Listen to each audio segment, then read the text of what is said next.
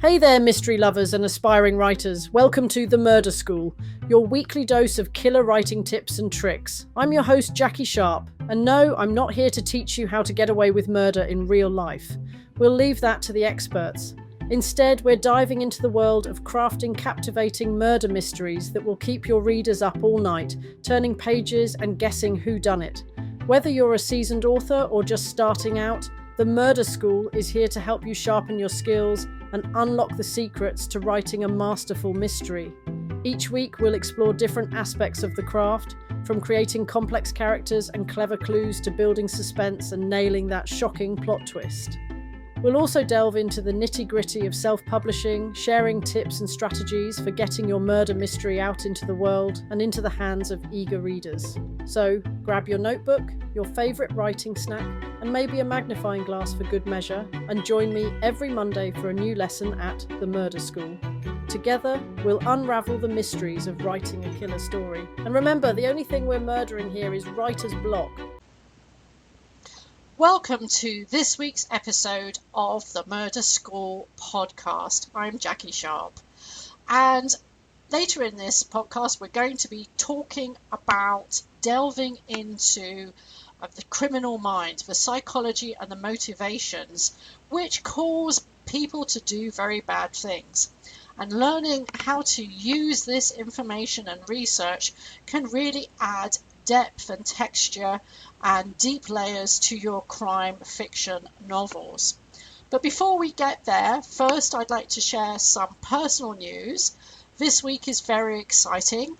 This will be the launch of my fourth book in my cozy mystery novel. It comes out on Thursday. And this time round, I have changed my launch plan substantially. Now, when I have launched my book, I will be sharing with you those parts of the plan which worked, and of course those parts of the plan which did not, which I will need to tweak for next time around. So I'll look forward to sharing that analysis with you at a later date. Before we delve into the craft section of the podcast, though, I wanted to continue what we were talking about last week. Now, last week I talked about the importance of a great blurb for your novel. But before readers even start to read that blurb and to decide whether your novel might be a great fit for them, the first thing that they will notice, of course, is the book cover.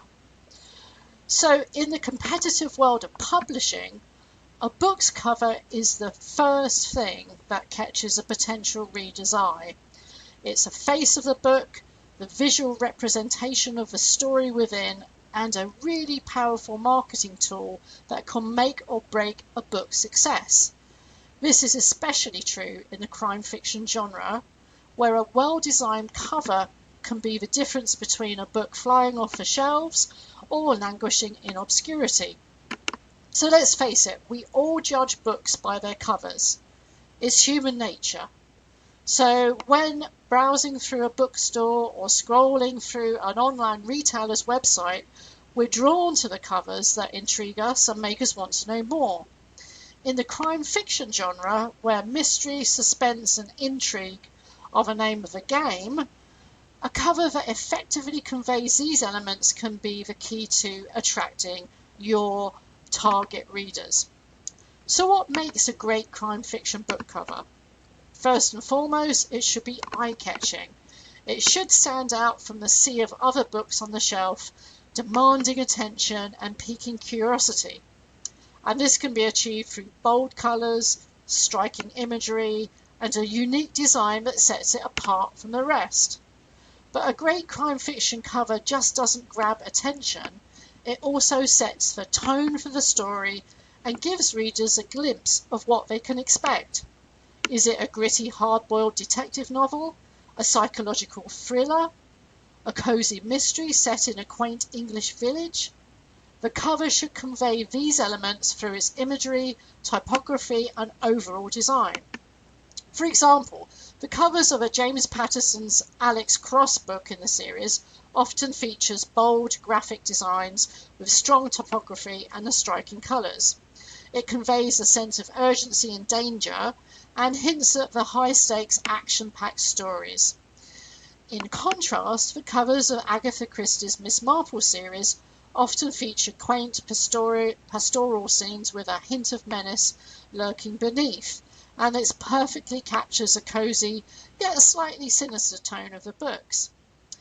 But a great crime fiction cover just doesn't help the book gets noticed, it can also help it to sell. So studies have shown that a well-designed cover can increase a book sales by as much as 50%. In a genre like crime fiction, where readers are often looking for their next thrilling read, a cover that promises suspense, intrigue and excitement can be the deciding factor in whether or not they pick up the book. And this is where your market research comes in. Authors should take the time to study the covers of successful books in their genre, looking for the common elements and trends that resonate with readers. They should consider target audience and what kind of covers are likely to appeal. For example, a cozy mystery aimed at older readers may benefit from a more traditional illustrated cover, while a psychological thriller geared towards a younger audience may do better with a more modern graphic design. Of course, a great cover is just one piece of the marketing puzzle. It should be paired with other elements, such as the compelling book description and blurb, which we talked about last week, an author bio, and of course the promotional materials that help generate the buzz and interest in the book. But in a world where readers are increasingly inundated with choices, it's the cover, the standout cover, that's the thing that can make them stop and take notice and ultimately decide to give the book a chance. And that's exactly what we want. We want to hook the readers in with the cover. We want to have them spend those few minutes reading your great blurb before they press that purchase button. That's what it's all about. So next week I'll be talking about keywords, the keywords which you'll use to, which is what readers will use to search for your book and how important they can be and where you use them. So that's for next week. In the meantime, if you're watching on YouTube, please press the like button and the subscribe button. And if you are listening in on your podcast, on your favorite platform, please mark where this podcast is so that you never miss an episode. So we're going to move on now to the craft section of the podcast. Before I was a writer, I studied psychology, and part of my course was dedicated to criminal psychology, which is a subject that has always fascinated me. Back in the 80s and 90s, the genre didn't have much in the way of what we now call psychological thrillers, but as the genre has developed into the modern era of mysteries and thrillers, what truly sets a crime story apart now is its ability to delve into the psychological depths of its characters, particularly the criminals. By understanding and incorporating the motives and minds of the perpetrators, authors can elevate their crime fiction to new heights, creating stories that not only entertain but also provide profound insights into human nature. This is especially crucial for psychological thrillers, the clue is in the name, and domestic thrillers by writers such as Lisa Jewell and Frida McFadden. At the core of every crime lies a motive, the driving force behind the criminal's actions. In crime fiction, exploring these motives is crucial to crafting a compelling and believable story. Best-selling authors in the genre, such as Gillian Flynn and Tana French, excel at delving into the psychological underpinnings of their characters' actions. Flynn's Gone Girl is a prime example, as it masterfully unravels the twisted relationship between Nick and Amy Dunn, revealing the dark motives that propel their actions. By gradually exposing the layers of deceit and manipulation, Flynn keeps readers engrossed, questioning the character's true intentions until the very end. Similarly, Tana French's Dublin Murder Squad series showcases the author's keen understanding of human psychology. In the Woods, French explores the impact of childhood trauma on the protagonist, Detective Rob Ryan, and how it shapes his actions and decisions throughout the investigation. By delving into Ryan's past and the psychological scars he carries, French adds depth and complexity to the character, making him more relatable and human. To incorporate the psychology of crime effectively in your own writing, it's essential to research and understand the various motivations that drive criminal behavior. Greed, revenge, jealousy, and the desire for power are common motives found in crime fiction. However, by digging deeper and exploring the underlying psychological factors, such as childhood experiences, mental health issues, or societal pressures, authors can create more nuanced and realistic characters. For example, in The Silence of the Lambs by Thomas Harris, the character of Hannibal Lecter is a brilliant psychiatrist and cannibalistic serial killer. Harris delves into Lecter's past, revealing the trauma he experienced during World War II and how it shaped his psyche. By providing this psychological backstory, Harris creates a character that is both terrifying and fascinating, allowing readers to understand the roots of his criminal behavior. Another aspect of incorporating psychology in crime fiction is the exploration of the criminal mind. Getting inside the head of the perpetrator can be a challenging but rewarding endeavour for authors. It requires a deep understanding of human behaviour, as well as the ability to create a convincing and authentic inner dialogue. Jo Nesbø, the Norwegian crime writer renowned for his Harry Hole series, excels at this technique. In The Snowman, Nesbø takes readers into the mind of the serial killer, revealing his twisted thoughts and the psychological games he plays with the investigators.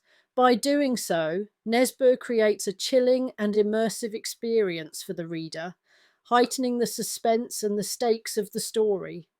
Moreover, incorporating psychology in crime fiction allows authors to explore the impact of crime on the victims, their families, and the community at large. Crime leaves deep psychological scars, and exploring these aftermaths can add emotional depth and realism to your story. In The Lovely Bones by Alice Sebold, the author narrates the story from the perspective of a murdered girl, Susie Salmon, who watches over her family from the afterlife. Sebold delves into the psychological toll of grief and loss, showcasing how each family member copes with the tragedy in their own way. By focusing on the emotional journey of the characters, Sebold creates a poignant and meaningful crime story that resonates with readers. To enhance the psychological depth of your crime fiction, it's crucial to conduct thorough research. Reading case studies, interviewing experts in criminal psychology, and studying real-life crimes can provide valuable insights into the minds of criminals and the impact of crime on society. Additionally, paying attention to character development and creating multidimensional characters with complex motivations and backstories can make your story more engaging and realistic. Best-selling crime authors often spend a significant amount of time developing their characters' psychological profiles, ensuring that their actions and decisions are consistent with their personalities and backgrounds. For example, in The Girl with the Dragon Tattoo by Stieg Larsson, the character of Lisbeth Salander is a complex and unconventional protagonist with a traumatic past. Larsson meticulously crafts Salander's psychological makeup, exploring how her experiences of abuse and injustice shape her actions and her unique moral code. By creating such a richly developed character, Larsson captivates readers and adds depth to his crime narrative. Another way to incorporate psychology in your crime fiction is to explore the dynamics between characters, particularly between the criminal and the investigator. The cat and mouse game between a brilliant detective and a cunning perpetrator is a staple of the genre, and it provides ample opportunities to delve into the psychological warfare between the two. In The Silence of the Lambs, the relationship between FBI agent Clarice Starling and Hannibal Lecter is a prime example of this dynamic. Through their interactions, Harris explores themes of manipulation, power, and the blurring of moral boundaries, creating a tense and psychologically charged narrative. So, understanding motives and incorporating the psychology of crime is essential to writing compelling and authentic crime fiction. By delving into the minds of criminals, exploring the impact of crime on victims and society, and creating multi-dimensional characters with complex motivations, authors can elevate their stories and provide readers with a deeper understanding of human nature. Researching criminal psychology, paying attention to character development, and exploring the dynamics between characters are all effective ways to enhance the psychological depth of your crime fiction. By following in the footsteps of best-selling authors like Gillian Flynn, Tana French, Joe Nesbø, and Stieg Larsson, and incorporating these elements into your writing, you can create crime stories that not only entertain, but also leave a lasting impact on your readers. All right, my fellow mystery mavens, that's a wrap on today's episode of The Murder School. I hope you've picked up some valuable tips and tricks for crafting your own killer stories. Remember, the key to writing a gripping murder mystery is to keep your readers guessing until the very end. Before we close the book on this episode, I want to remind you to subscribe to the podcast so you never miss a lesson. And hey, if you're watching this on YouTube, don't forget to give us a like and hit that subscribe button. It really helps us out and ensures that you'll be the first to know when a new lesson drops. Until next time, keep writing, keep reading, and keep 'em guessing. This is Jackie Sharp, signing off from the Murder School. Remember, the only good murder is a well-written one.